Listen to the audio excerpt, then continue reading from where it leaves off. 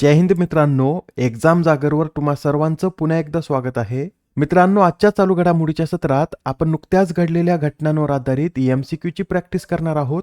यातील एक एक प्रश्न अत्यंत महत्त्वाचा आहे. त्यासाठी व्हिडिओ शेवटपर्यंत पहा व आपल्या मित्रांसोबत सुद्धा शेअर करा, जेणेकरून येणाऱ्या एक्झाममध्ये त्यांना सुद्धा याचा फायदा होईल. चला तर आजच्या सत्राला सुरुवात करूया. पहिला प्रश्न पहा. कोणता देश हा बायोबिट्युमेनचे उत्पादन करणारा जगातील पहिला देश ठरला आहे? या प्रश्नाचं योग्य उत्तर आहे पर्याय क्रमांक 3, म्हणजेच आपला भारत आता बायोबिट्युमेनचे उत्पादन करणारा जगातील पहिला देश ठरला आहे.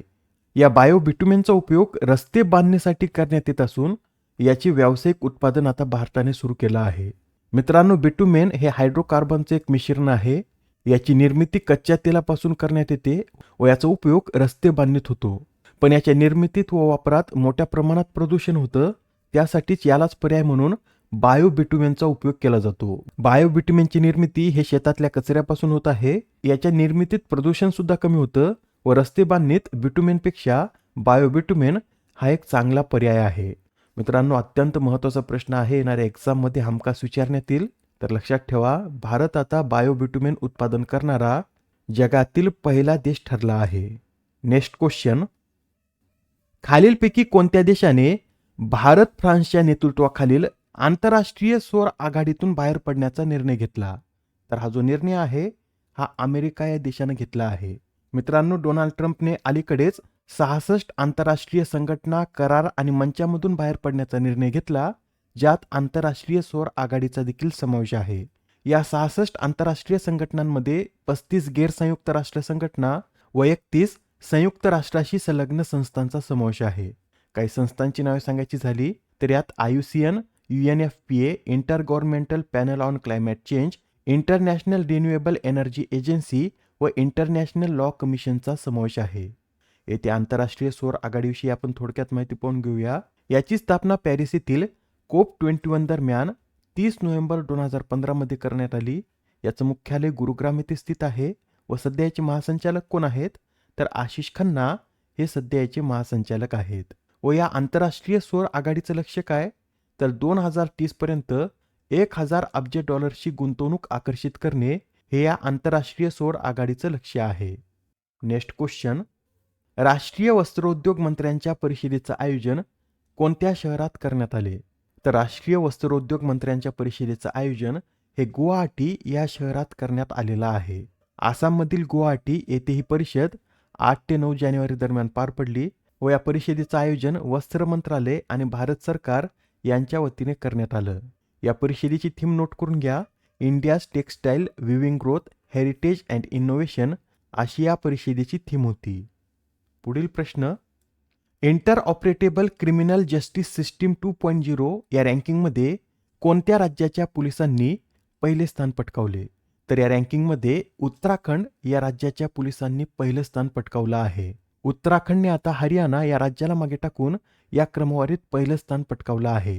ही जी रँकिंग आहे ही NCRB द्वारे तयार करण्यात आली असून यात उत्तराखंडला 93.46 गुण देण्यात आले आहेत. उत्तराखंड नंतर यात 93.41 गुणासह हरियाणा आहे, तर तिसऱ्या क्रमांकावर 93.16 गुणासह आसाम पोलीस आहेत. बरं मित्रांनो, तुम्हाला माहिती आहे का उत्तराखंड या राज्याची निर्मिती कधी करण्यात आली? तर 9 नोव्हेंबर 2000 साली उत्तराखंड या राज्याची निर्मिती करण्यात आली. सध्या या राज्याचे राज्यपाल गुरमीत सिंग तर मुख्यमंत्री हे पुष्कर सिंग धामी आहेत. या राज्यामध्ये Corbett national park, Nandadevi national park, Rajaji national park, Gangotri national park, Govind national park व व्हॅली ऑफ फ्लॉवर्स हे 6 नॅशनल पार्क स्थित आहेत. Next question. इस्रोने विकसित केलेल्या पहिल्या स्वदेशी धूळ शोधक यंत्राचं नाव काय? तर इस्रोच्या पहिल्या धूळ शोधक यंत्राचं नाव हे DEX असं आहे. मित्रांनो, या DEXने अलीकडेच पृथ्वीवर आढळणारे कण शोधले आहेत व याच्या माहितीनुसार पृथ्वीवर दर 16 मिनिटांनी अंतराळातील धूलिकण आढळतात. व हे जे DEX उपकरण आहे हे अवकाशात कधी सोडण्यात आलं तर 1 जानेवारी 2024 रोजी PSLV C58 रॉकेटद्वारे एक्सपोसॅट या मिशन अंतर्गतच हे DEX सुद्धा अवकाशात सोडण्यात आलं होतं. या DEXचं वजन किती? तर याचं वजन सुमारे 3 किलोग्राम इतकं आहे. ठीक आहे, एवढे पॉईंट तुम्ही नोट करून घेतले असतील. आता हा प्रश्न पहा. बिमस्टेक देशांसाठी कॅन्सर केअर प्रशिक्षण कार्यक्रमाचा दुसरा टप्पा कोठे आयोजित करण्यात आला? तर आता बिमस्टेक देशांसाठीच्या कॅन्सर केअर प्रशिक्षण कार्यक्रमाचा दुसरा टप्पा हा आंध्र प्रदेश या राज्यात आयोजित करण्यात आला. आंध्र प्रदेशमध्ये कुठे? तर आंध्र प्रदेशातील विशाखापट्टणम येथील टाटा मेमोरियल सेंटरमधील होमी भाभा कॅन्सर हॉस्पिटल येथे याचं आयोजन करण्यात आलं. मित्रांनो, हा जो उपक्रम आहे याची घोषणा पंतप्रधान मोदी यांनी 6व्या बिमस्टेक शिखर परिषदेत केली होती. त्यानंतर अशा पहिल्या कार्यक्रमाचं आयोजन 2025 मध्ये मुंबईत करण्यात आलं होतं व आता 2026 मध्ये याचा दुसरा टप्पा आंध्र प्रदेशमध्ये आयोजित करण्यात आला. बिमस्टेक म्हणजे काय?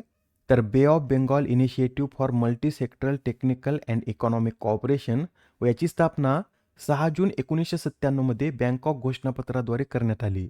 पहिले बिमस्टेक बिस्टेक या नावाने ओळखलं जात होतं व त्यात बांगलादेश, भारत, श्रीलंका आणि थायलंड हेच देश होते. 1997 साली यात म्यानमार सामील झाला, तर 2004 साली यात नेपाळ व भूतान हे देश सामील झाले. त्यानंतर याला बिमस्टेक असं नाव देण्यात आलं.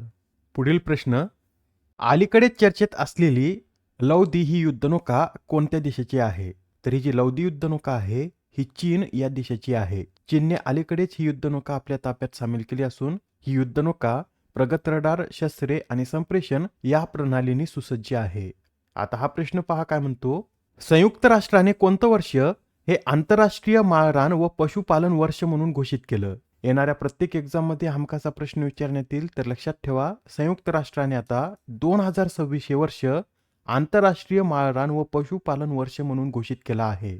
अलीकडेच आपण पाहिलं होतं की भारतीय लष्कराने 2026 हे वर्ष नेटवर्किंग आणि डेटा केंद्रीकरणाचं वर्ष म्हणून घोषित केलं व त्यानंतर आता संयुक्त राष्ट्राने 2026 हे वर्ष आंतरराष्ट्रीय माळरान व पशुपालन वर्ष म्हणून घोषित केलेलं आहे. नेक्स्ट क्वेश्चन, नुकतीच निवृत्तीची घोषणा करणारे जिन्सन जॉन्सन हे कोणत्या खेळाशी संबंधित आहेत? तर जिन्सन जॉन्सन हे एक धावपटू आहेत व आता त्यांनी आपल्या खेळातून निवृत्तीची घोषणा केली आहे. जिन्सन जॉन्सन यांच्याविषयी सांगायचं झालं तर 2018च्या जकार्ता आशियाई क्रीडा स्पर्धेत त्यांनी 1500 मीटर शर्यतीत सुवर्ण पदक जिंकलं होतं व हे जिन्सन जॉन्सन कोणत्या राज्याचे खेळाडू आहेत? तर ते केरळ या राज्याचे खेळाडू आहेत. आजच्या सत्रामधील शेवटचा प्रश्न पहा, दरवर्षी जागतिक हिंदी दिन कधी साजरा केला जातो? तर हा जो जागतिक हिंदी दिन आहे हा दरवर्षी 10 जानेवारी रोजी साजरा केला जातो व हा दिवस 10 जानेवारीलाच का साजरा केला जातो? तर मित्रांनो, 10 जानेवारी 1975 साली नागपूर येथे पहिल्या जागतिक हिंदी परिषदेचं आयोजन करण्यात आलं होतं व याच्या स्मरणार्थ 2006 पासून दरवर्षी 10 जानेवारी हा दिवस जागतिक हिंदी दिन म्हणून साजरा करण्यात येत आहे. बरं, राष्ट्रीय हिंदी दिन कधी साजरा केला जातो? तर राष्ट्रीय हिंदी दिन 14 सप्टेंबर रोजी साजरा केला जातो, तर जागतिक हिंदी दिन हा 10 जानेवारी रोजी साजरा केला जातो. यात कन्फ्यूज होऊ नका. भारतात हिंदी दिन हा 14 सप्टेंबर रोजी साजरा केला जातो. या आधीच्या सत्रात तुमच्यासाठीचा प्रश्न होता, 10व्या विश्व मराठी साहित्य संमेलनाचं आयोजन कोणत्या देशात करण्यात आले? तर या 10व्या विश्व मराठी साहित्य संमेलनाचं आयोजन भूतान या देशात करण्यात आलं व या संमेलनाचे संमेलन अध्यक्ष कोण होते? तर विलास नाईक हे या संमेलनाचे संमेलन अध्यक्ष होते. आजच्या सत्रामधील तुमच्यासाठीचा प्रश्न पहा, भारतीय विशिष्ट ओळख प्राधिकरणाने आधारसाठी लॉन्च केलेल्या शुभंकराचं नाव काय? आता या प्रश्नाचं उत्तर कमेंटमध्ये देण्याचा प्रयत्न करा. उत्तर चुकलं तरी काही हरकत नाही, कारण ज्यावेळेस तुम्हाला या प्रश्नाचं योग्य उत्तर माहीत होतं त्यावेळेस हा प्रश्न तुमच्या दीर्घकाळापर्यंत लक्षात राहतो. तर आता पुढच्या सत्रात पुन्हा भेटूया. धन्यवाद.